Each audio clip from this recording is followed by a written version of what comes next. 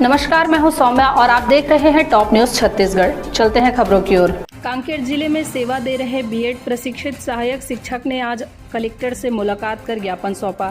शिक्षकों की मांग है कि सहायक शिक्षक की नियुक्ति यथावत रखने अध्यादेश जारी की जाए।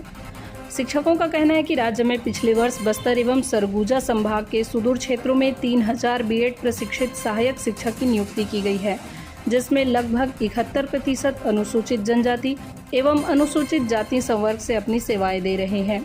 इस नियुक्ति को उच्च न्यायालय बिलासपुर द्वारा अवैध घोषित किया गया था।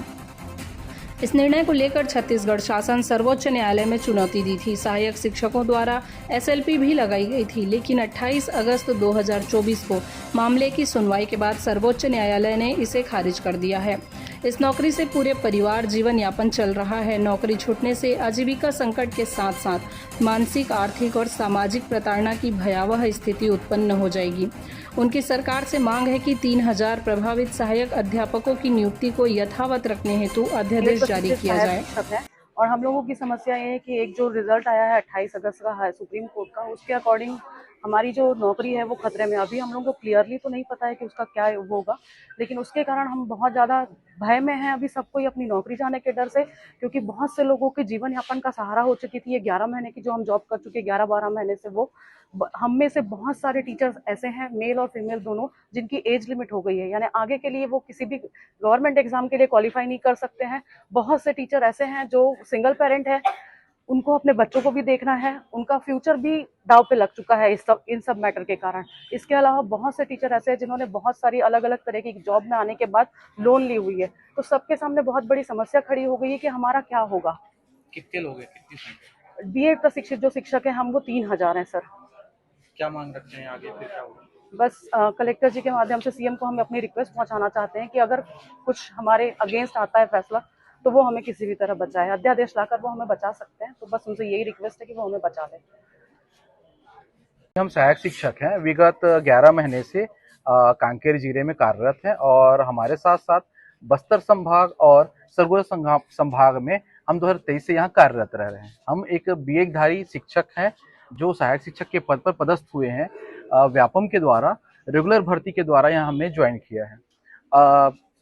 सुप्रीम कोर्ट और हाई कोर्ट में कुछ न्यायालयिक प्रकरण उपस्थित था और उसके कारण क्या हुआ है कि सर्वप्रथम हमारे हाई कोर्ट में हमको पता नहीं था कि हम किस जॉब में जो ज्वाइन करने वाले हैं वो जॉब किसी ये न्यायालय में जाने वाला है। हमने जॉब एग्जाम दिलाया 2023 में, रिजल्ट आया 2 जुलाई को और एक फैसला आया 11 अगस्त को, है ना, जो जिसके द्वारा ये कहा गया कि बीएड धारी व्यक्ति हो सहायक शिक्षक नहीं बन सकते।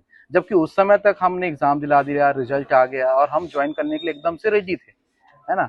ये समस्या हमको बाद में पता चला, हमको पता ही नहीं था। और हम जब वहां पर हमने जब ज्वाइन किया हमारे कांकेर में या फिर बस्तर में या सरगुजा संभाग में, जहाँ के सुदूर अंचल में है एक्चुअल में, तो वहां हमने मेरिट में आया। मतलब ये है कि जो एग्जाम का क्वालिफिकेशन था, बीएड वाले भी एग्जाम दिलाए, डीएड वाले भी एग्जाम दिलाए। हम करीबन 3000 सहायक शिक्षक बीएड के रूप में पदस्थ हुए और कुछ डीएड के साथी भी पदस्थ हुए। उनका रैंक अगर जिनका रैंक 1 से लेकर के 3000 या 6000 तक रहा, वो ज्वाइन किए, उसमें मेरिट के आधार पर हुआ। उसमें क्वालिफिकेशन दोनों के लिए समान था और हमको ये एक आशंका है कि सुप्रीम कोर्ट में हमने गए और गवर्नमेंट भी गई साथ साथ, और वहां पर जाने के पश्चात ये सुनने को मिला कि डिसमिस होने के चांसेस, ऐसा केस हमको सुनने मिला है। हम उसके भय में हैं क्योंकि हम बहुत दूर से आए हैं, हम बहुत भय में हैं और बहुत दूर से आए हैं।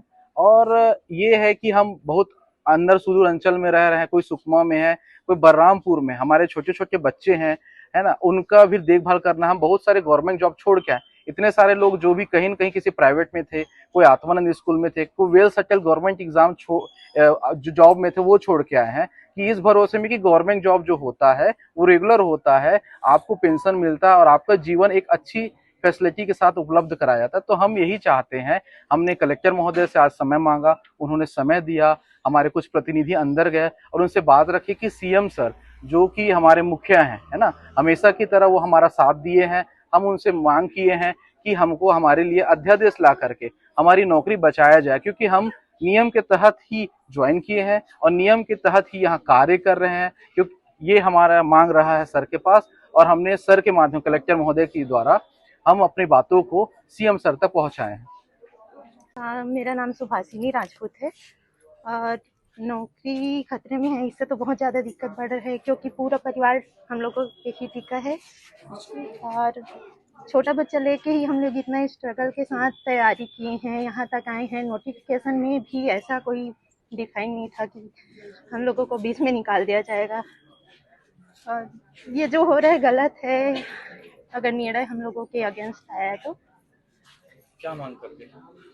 चाहते हैं कि हम लोगों को रखा जाए, कैसे भी समायोजित किया जाए, बस नौकरी सेफ रहे।